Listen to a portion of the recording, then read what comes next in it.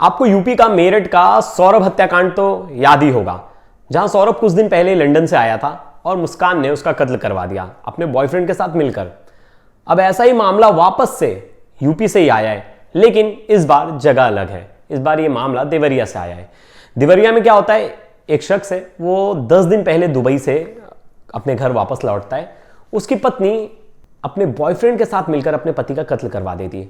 उसकी बॉडी को सूटकेस में भरकर फेंक देती है, लेकिन सूटकेस में एक बारकोड होता है जिसकी वजह से बॉडी की शिनाख्त हो जाती है और इन्वेस्टिगेशन पुलिस पूरा कर लेती है और लास्ट में जाके पता चलता है कि कत्ल जो है वो तो पत्नी ने करवाया। तो क्या है ये पूरी मर्डर मिस्ट्री, कैसे एक पत्नी ने वापस से प्लान करके अपने पति को मरवा दिया, इस हम मर्डर मिस्ट्री में जानेंगे। लास्ट तक ये वीडियो जरूर देखिएगा। नमस्कार, मेरा नाम है प्रिवेश पांडे और आप देख रहे हो क्राइम तक। देवरिया में एक गांव में एक खेत में सूटकेस मिलता है, ट्रॉली सूटकेस। तो आसपास के गांव के लोग जब सुबह गेहूं बोने जाते हैं तो वो देखते हैं कि अरे ये सूटकेस किसका है। तो वो उसे हिला के देखते हैं तो पता चलता है अरे सूटकेस के अंदर बड़ा वेट है। गांव वालों को शक होता है और उस पर थोड़े थोड़े जगह खून के धब्बे लगे हुए होते हैं। तो गांव वालों को शक होता है कुछ तो गड़बड़ है सूटकेस में। तुरंत गांव वाले पुलिस को फ़ोन करते हैं। 112 की गाड़ी आती है पुलिस की और जगह पर पूरी बैरिकेडिंग कर दी जाती है क्राइम सीन की और सूटकेस खोला जाता है। तो उसमें 2 पार्ट में डेड बॉडी होती है, एक मेल की यानी एक आदमी की। एक डेड बॉडी का जो हिस्सा होता है वो प्लास्टिक के थैली में भरा हुआ होता है। एक जो डेड बॉडी का हिस्सा होता है कमर के नीचे वाला, वो बोरे में बांधकर उसमें रखा हुआ होता है। अब पुलिस के लिए सबसे पहला टेंशन की बात ये होती है कि ये बॉडी किसकी है ये पता लगाना। आसपास के पुलिस स्टेशन में पुलिस गुमशुदगी की रिपोर्ट देखती है, कहीं तो नहीं दर्ज है, कोई मिसिंग रिपोर्ट तो नहीं दर्ज है, कोई कंप्लेंट तो इस तरह की नहीं दर्ज है। तो पुलिस को कुछ हाथ नहीं लगता है। लेकिन एक पुलिस ऑफिसर उसमें से स्मार्ट होता है, वो देखता है कि जो सूटकेस है उसके ऊपर बारकोड लगा है। एयरपोर्ट से जब हम चेकिंग करा के आते हैं तो वो बारकोड वो ध्यान देता है और उस बारकोड को स्कैन करके वो इन्फॉर्मेशन निकालते हैं। बारकोड को स्कैन करके जब इन्फॉर्मेशन निकालते हैं तो पता चलता है 50 किलोमीटर दूर देवरिया के एक गाँव है, पटखोली गाँव। वहाँ 38 साल का नौशाद अहमद रहता था और ये नौशाद अहमद की ही डेड बॉडी है। फिर पुलिस तुरंत उसके घर पे पहुंच गई, इन्वेस्टिगेशन की। तो पता चला नौशाद 10 दिन पहले ही दुबई से अपने घर लौटा था और पुलिस जैसी घर की पहले उसकी पत्नी से पूछताछ करती है। उसकी पत्नी बोलती है मुझे इस बारे में कोई जानकारी नहीं है, मुझे कुछ भी नहीं पता। तो पुलिस घर की तलाशी लेती है तो घर में देखती है एक और सूटकेस है जिसके ऊपर खून के धब्बे हैं। तो पुलिस बड़ी सख्ती से पूछताछ करती है और पुलिस नौशाद के पिता से पूछती। तो नौशाद के पिता एक पुलिस को बड़ी अहम जानकारी देते हैं। वो बोलते हैं कि 1 साल पहले मेरी बहू का एक शख्स के साथ, मतलब इनके भांजे के साथ ही अवैध संबंध था। इसके लिए हमने पंचायत में अपील की थी, पंचायत बैठी थी, पंचायत में फैसला हुआ था कि जो हमारी बहू है वो भांजे से मतलब नहीं रखेगी, दोनों एक दूसरे को बात नहीं करेंगे। और फिर भी जाके जो नौशाद है, नौशाद ने अपनी बीबी को अपनाया था और नौशाद वापस चला गया था दुबई कमाने। तो ये बात पुलिस को थोड़ी खटकती है। पुलिस को लगता है कहीं ना कहीं पत्नी का रोल हो सकता है। पुलिस घर में देख लेती है एक बैग, सूटकेस में खून के धब्बे होते हैं।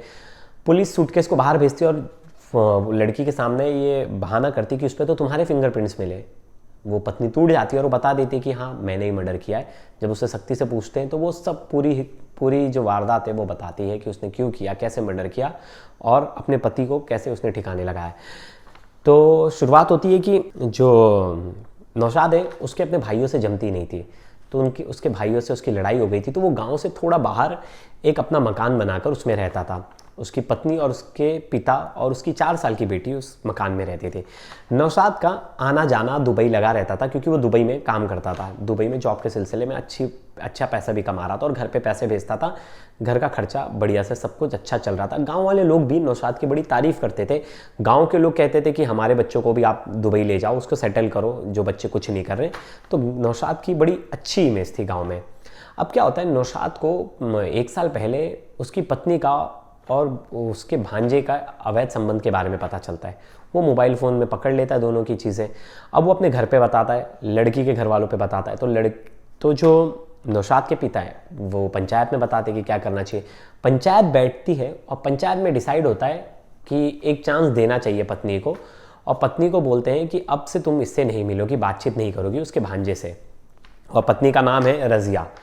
तो रज़िया मान जाती, बोलती नहीं ठीक है मैं ऐसा कुछ भी नहीं करूँगी। लेकिन 1 साल बीत जाता है और रज़िया ये चीज़ों से ठहरने वाली नहीं थी। वो वापस से अपने बॉयफ्रेंड से, यानी उसका जो भाई, उसका भांजा है, उससे बातचीत करती थी और उससे प्यार मोहब्बत उसका चल रहा था, अफेयर उसका चल रहा था। इस बीच गांव वाले लोग, जो नौशाद के पिता है, उन्हें ये सब चीज़ें बताते थे।